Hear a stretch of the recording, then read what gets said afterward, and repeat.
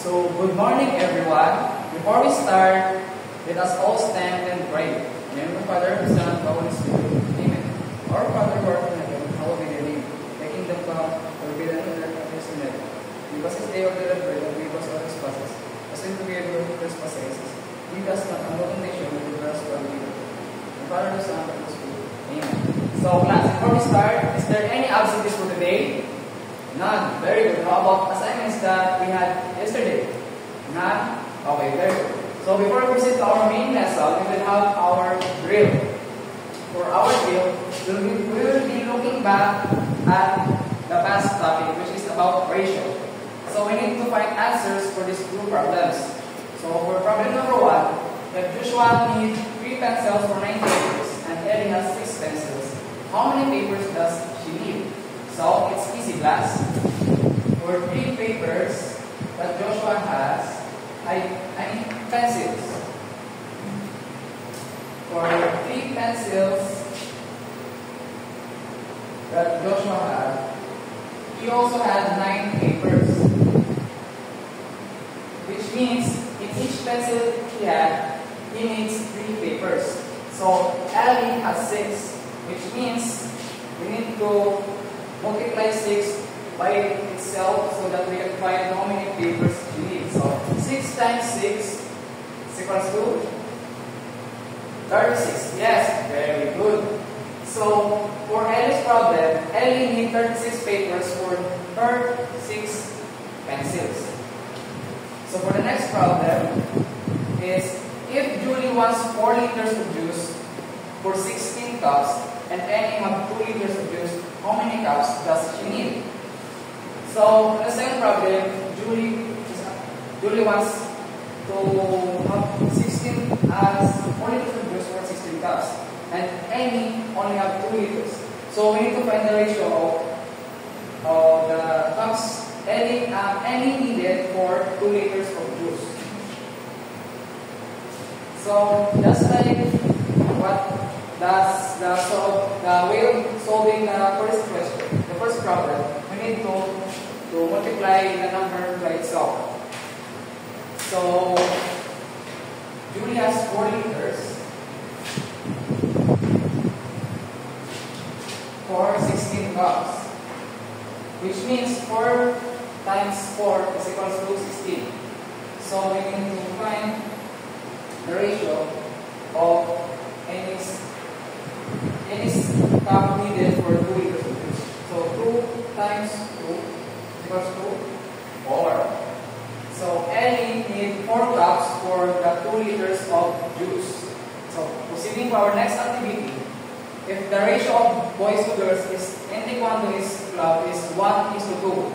If there are 10 boys in Taekwondo club, how many girls are there in the club? So this is easy.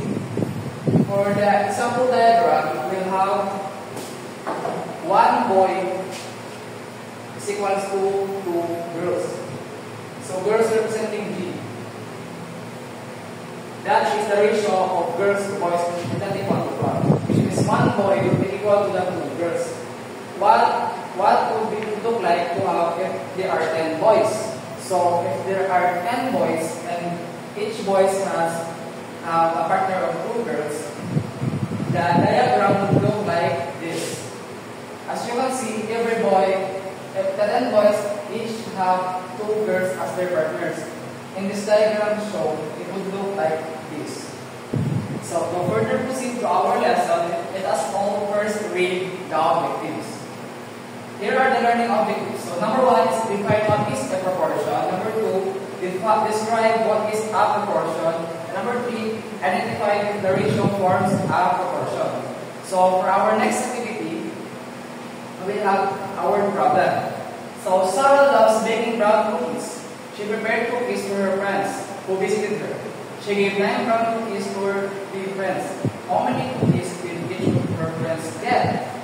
So this problem has questions. So these are the 4 questions we need to answer. So who loved to bake brown cookies? Which is Sarah. Yes, very good. It's Sarah who loves to bake brown cookies. So how many friends of Sarah visited her? Yes, Sarah has 3 friends that visited her. So for question number 3, how many brown cookies does each friend get? So for question number 3, we need to solve for the problem. So to properly solve the problem of Sarah, here is how it should go. To find the value of the missing number, we need to use the cross multiplication. So it would look like this. So 9 over 3 is equal to n over 1. 9 is the cookies that Sarah will give to each of her 3 friends. And the n is the value of the cookies that each of her friend will get. So 3x equals to n is equals to 9 times 1. So with 3n is equals to 9 times 1 equals to 9. So to solve for the n, 9 will be divided by 3. And 9 divided by 3 is equals to 3. That's why 3 cookies will be received by each friend of Sarah's. So is that clear, class? Okay, very good. So we will now proceed to our next.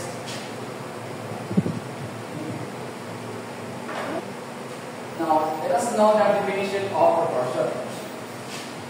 So what is a proportion? A proportion is an equation in which two ratios are set equal to each other. A proportion can be written in the following forms.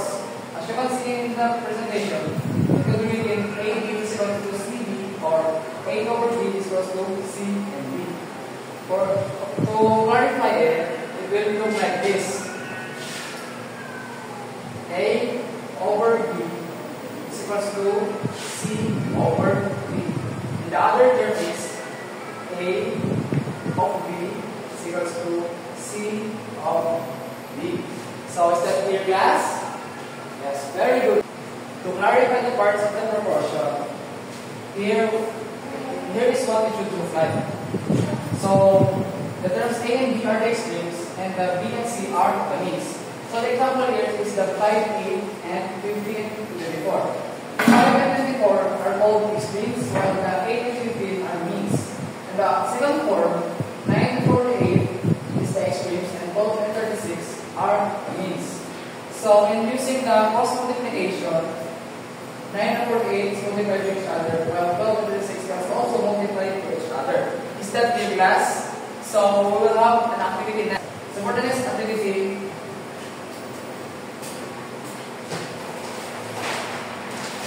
we will first solve the problem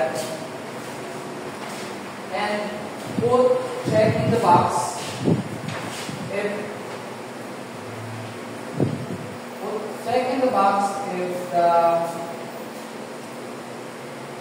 the problem has the proportion, if the ratios are formed by proportion. While you put x if the ratios do not form a proportion.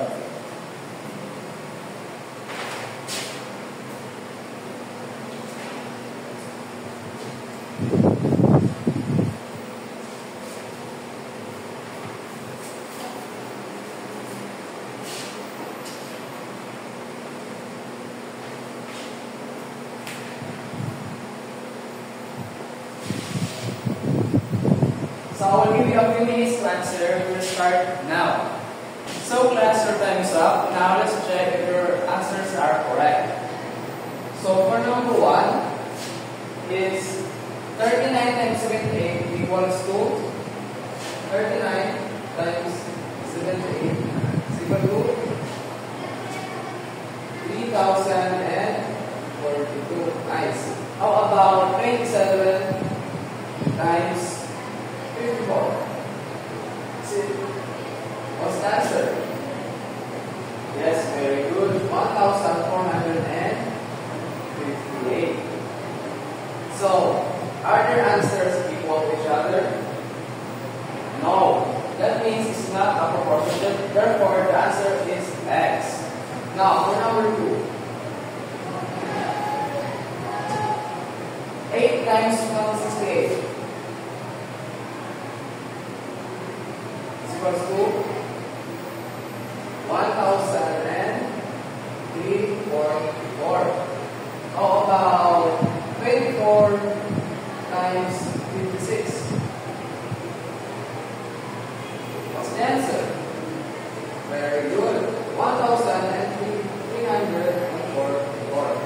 So, are their answers equal? Very good. Therefore, number 2 forms a proportion. The answer is check. Now, for number 3, 18 times 72.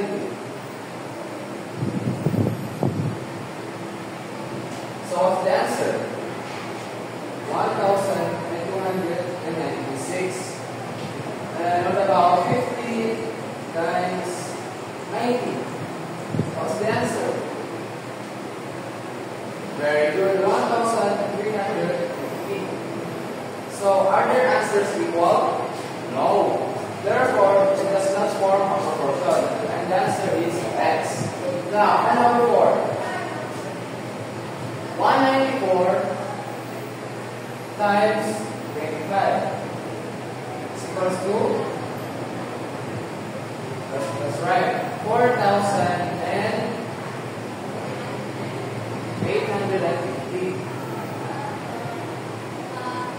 And what about 300 times 16? What's the answer? 4,800. So, are their answers equal? No. Therefore, it does not form a proportion. And the answer number 4 is X. And problem number 5. Number 5 is 12 times 75. So, what's the answer? Very good, 900. What about 15 times 60? What's the answer? 900. So, are their answers equal? Yes. Therefore, number 5 forms a proportion. And the answer is check. Now, let's proceed to our next discussion. So, let us solve for the problem. So, Liam is making cookies. His recipe says that 2 cups of sugar are needed for every 6 cups of flour. He only has 3 cups of sugar. How many cups of flour should we use to gain the same proportion? So, for this problem, we'll be looking for the value that Liam needed for 3 cups of sugar. So, for every 2 cups of sugar, Liam needs 6 cups of flour. So, this equals to 3 times n. So, we're finding the value of the letter n. So, let's solve. 3 times n is equals to 2 times 6. 3n is equals to 2 times 6 is 12. Now, 3n is equals to 12 divided by 3 is equals to 4. Now that you found that 4 is the missing number, is the missing value of the n, we will now solve if it forms a proportion. So 2 times 6 is equals to 3 times n. 2 times 6 equals to 3, and the value of n is 4. Therefore, 2 times 6 is equals to 12, while 3 times 4 is equals to 12. Therefore, Liam forms a proportion. Liam needs 12 cups of flour for the 3 cups of sugar. So, is that clear, class? Okay. So, class, let's proceed to our next activity. So, for the direction, solve and identify each problem. Underline the number that form a proportion and encircle if not. So, here is the problem.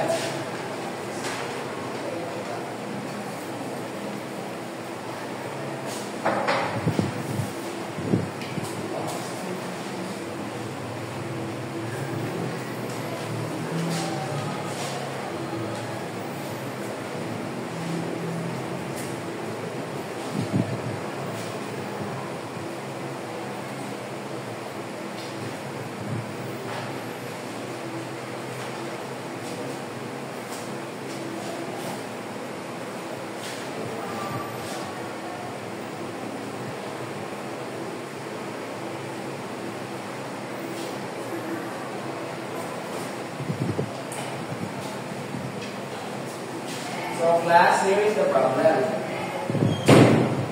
I'll give you exactly 5 minutes to answer the problem and we will check later. Okay class, is that clear?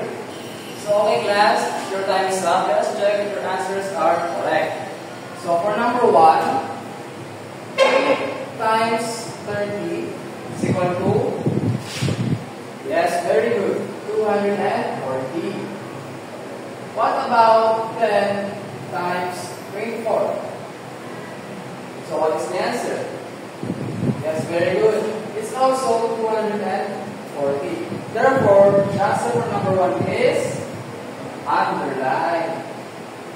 Now, for number 2, 12 times 32. So what's the answer? Very good. 384. What about 32 times 14? So what is the answer? Very good. 448. So the answer is equal. It does not form a proportion. So the answer for number 2 is n circle. Now for number 3. 20 times 5. What is the answer? Very good, 100. What about 25 times 4? What is the answer? Very good, still 100. So for number 3, the answer are equal. It does form a proportion. So for number 3, the answer is very good, underline. What about number 4? 5 times 16 is equals to, very good, 80. What about 8 times 10? The answer is also 80. Very good. So the answer for number 4 is underline. What about number 5? 48 times 18 is equals to, very good, 864. What about 64 times 12? What is the answer? Very good, 786. 768. Now, class, is all your answers correct? Very good. Now let's proceed for our next activity. For our next activity, the direction is read the problem below, identify and solve for the proportion. So here is the word problem. I will give you exactly 5 minutes to answer, and later on we will check. Okay, class? Okay, your time starts now. So class, are you done with your activity? Okay, now let's answer the problem.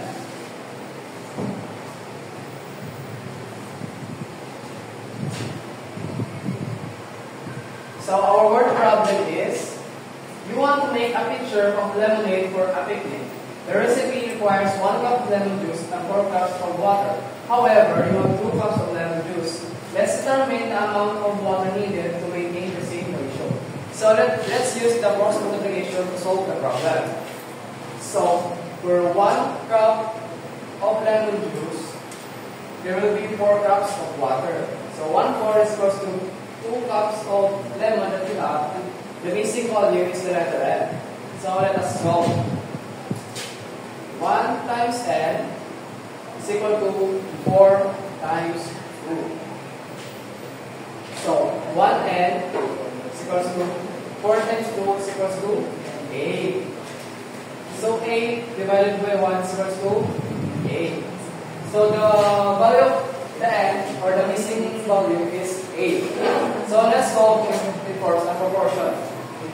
So 1 times N equals to 4 times 2. And then 1 times 8, because 8 is the value of the missing, because 8 is the number of the missing value. So 1 times 8 is equal to 4 times 2. So 1 times 8, the answer is 8. Very good. And 4 times 2, and the answer is also 8. Very good. So therefore,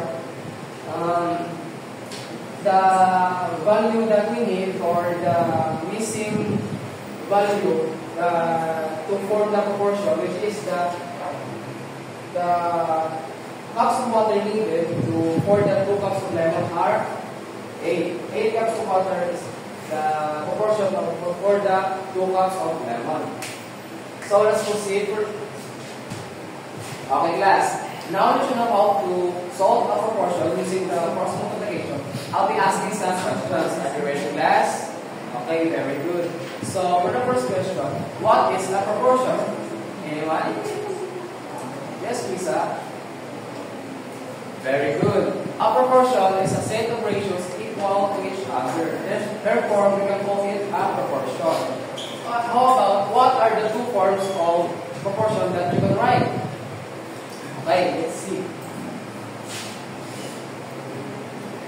The two forms that you can write a proportion or a ratio will be look like this. A over B is equal to C over B. That is the first form. Now for the second form, A is over B equal to C over B. So this is the second form. Now, what do you call a 2 parts of a proportion? Can you label it? Yes, very good. A proportion is composed of 2 parts.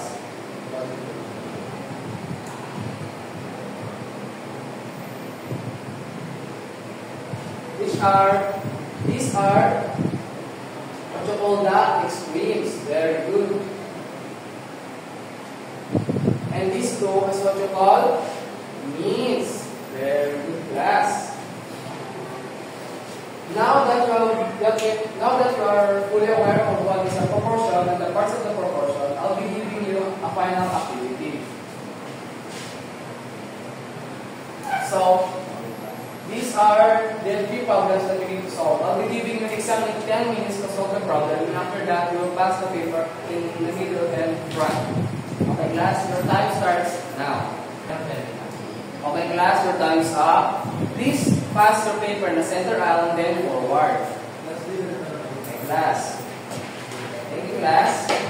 So, for your next activity that you will be taking home, I'll be providing worksheets for you to take home as your assignment. Okay? Please get one in class. So that's all, class. I hope you have learned something today. Goodbye, class.